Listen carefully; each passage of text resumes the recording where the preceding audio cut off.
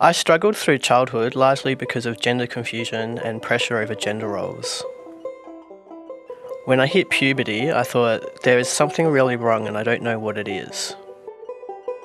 When I was 17, I accidentally came out to Mum as a lesbian. It was a bit disastrous because it was the same day she found out my dad was gay. The way it came out was as if I was trying to defend my dad. She forced me back into a closet. Don't tell your brothers, they've just found out your dad is gay. I suppose I was dressing like a boy at that time and wearing mohawks before they were in fashion.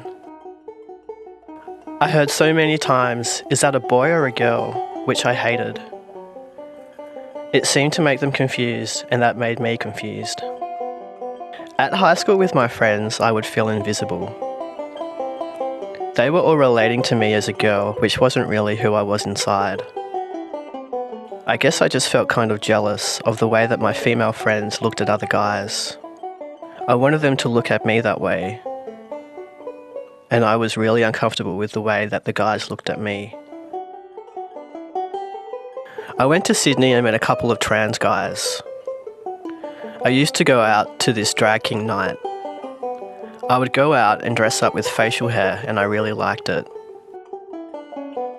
I got a lot of positive feedback. This friend said that I became this different person when I was in drag.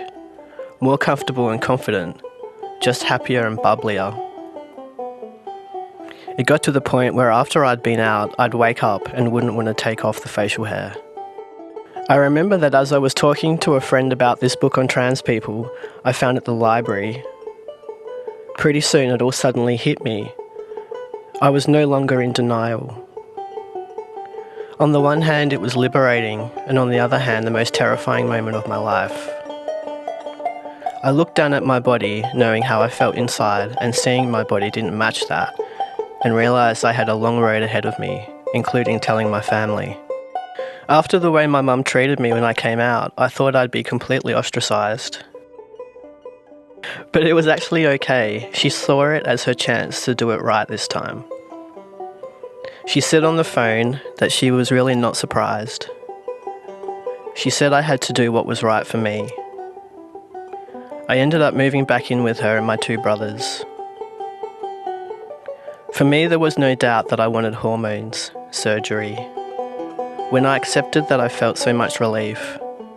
I was really excited about my voice breaking and growing facial hair. Things changed so much after surgery.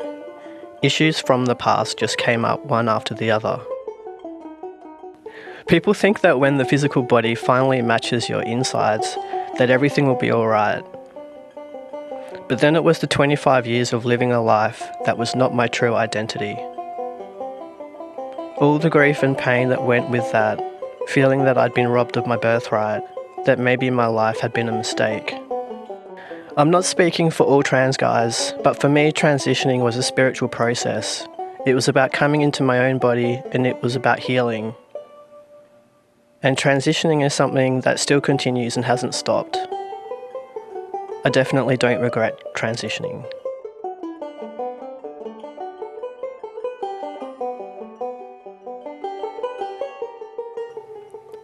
I started living part-time a decade ago before transitioning full-time.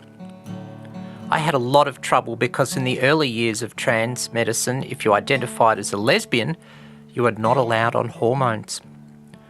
You had to be attracted to men and consider yourself straight. On the other hand, I got a lot of transphobia from lesbian women. I'm like a lot of the girls. I spent a lot of time overcompensating, doing masculine things to prove I was as manly as they come. I disappeared to the Northern Territory in Western Australia and worked on cattle stations.